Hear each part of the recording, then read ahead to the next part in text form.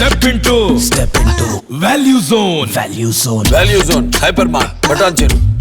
తెలంగాణలో వలసదారుల పరిస్థితి ఏంటి? ఆంధ్ర వాళ్లకు 6 గ్యారెంటీలు వర్తిస్తాయా? ఆంధ్ర వాళ్ళు అప్లై చేయాలా వద్దా? రాష్ట్రంలో ఉన్న ఏపీ ప్రజలు 6 గ్యారెంటీలకు దరఖాస్తు చేయాలంటే ఏ పత్రాలు ఉండాలి? తెలంగాణలో రేవంత్ సర్కార్ అమలు చేస్తున్న 6 గ్యారెంటీలపై సందేహాలు కొనసాగుతున్నాయి. 6 గ్యారెంటీలు ఎవరికి వర్తిస్తాయి?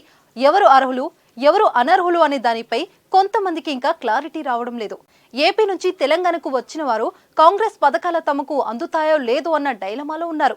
మహాలక్ష్మి గ్యారెంటీ కింద మహిళలకు నెలకు 2,500 రూపాయలకు ఉచిత సిలిండర్లు, ఇందిరమ్మ ఇల్లు, తెలంగాణ గృహజ్యోతి కింద 200 యూనిట్ల విద్యుత్, పెన్షన్లు వంటి పథకాల కోసం ప్రభుత్వం దరఖాస్తులు కోరుతుంది.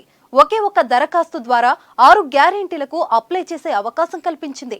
అయితే 6 గ్యారెంటీలకు దరఖాస్తు చేసుకోవాలంటే కొన్ని డాక్యుమెంట్లు తప్పనిసరి చేశారు. Ration card, Aadhaar card Xerox తప్పనిసరిగా ప్రజాపాలన దరఖాస్తుకు జత చేయాల్సి ఉంటుంది. అంతేకాదు, ఫ్రీ సిలిండర్ కోసం గ్యాస్ బుక్, 200 యూనిట్ల లోపు ఫ్రీ కరెంట్ కోసం metre connection number, current bill, కొత్తగా వికలాంగుల పెన్షన్ కోసం దరఖాస్తు చేసుకునే వారికి సందనం సర్టిఫికేట్ తప్పనిసరి చేసింది. తాము అమలు చేసే 6 గ్యారెంటీలకు తెల్ల రేషన్ కార్డే ప్రధాన అర్హతని కాంగ్రెస్ నాయకులు చెప్తున్నారు.